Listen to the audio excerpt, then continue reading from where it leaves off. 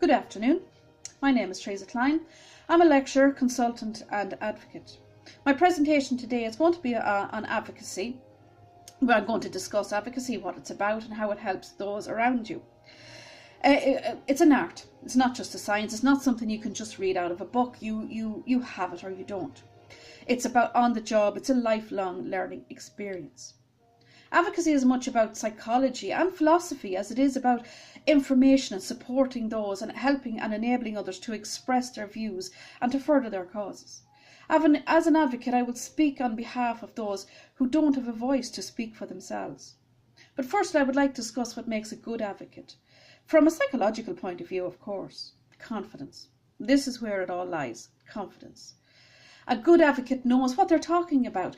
They research their topic and ensure that every detail is taken care of. They make sure that the client feels confidence in their advocate and that they have the ability to handle their business, to speak on behalf and to ensure that the party or body who they are addressing knows their client's needs and that they are actually competent at their job. Have you ever spoken to a professional and been met with a blank stare for an answer? Doesn't instill confidence, does it? So you have to know as an advocate what it is you're talking about. Secondly, it's about knowing your stuff. I will just discuss psychology just for a moment, because there is when we subconsciously meet a new person for the first time, the first two questions that we ask ourselves is, can I trust this person? And can I respect this person? So can I trust this person? This has been scientifically proven. Amy Cuddy from the Harvard Business School has done a plethora of research on this. And there is a criteria for an advocate, indeed, when you meet any new person, is can I trust this person?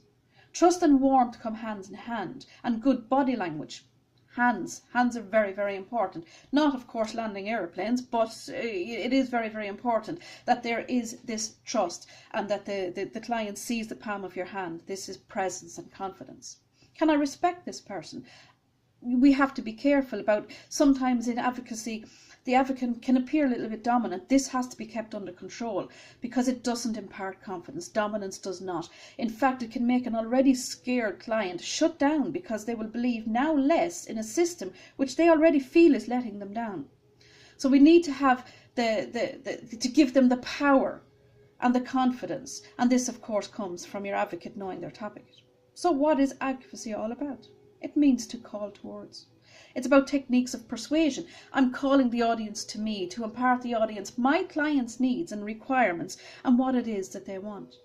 This comes from persuasion. We can call it the gentle art of persuasion, but once you know what you're talking about and you have confidence, you can be persuasive.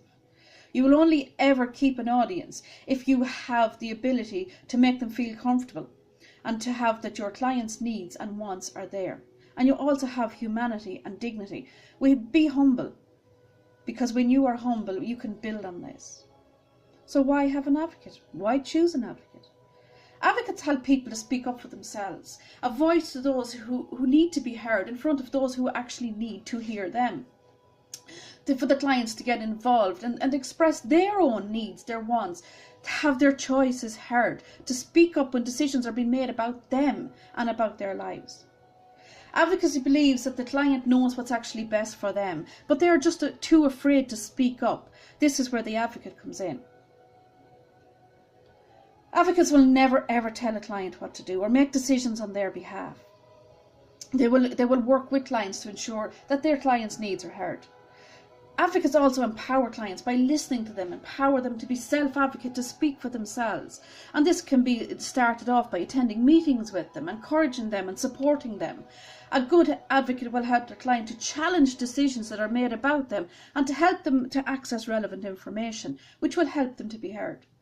Next, the advocate will help the client to understand the information that's been given to them, to help to participate in their own fate, access services and get involved in their own decision making, to communicate and express their own needs and wants and to be part of their own decision making process for their future, to support the client, of course, if it is legal and just.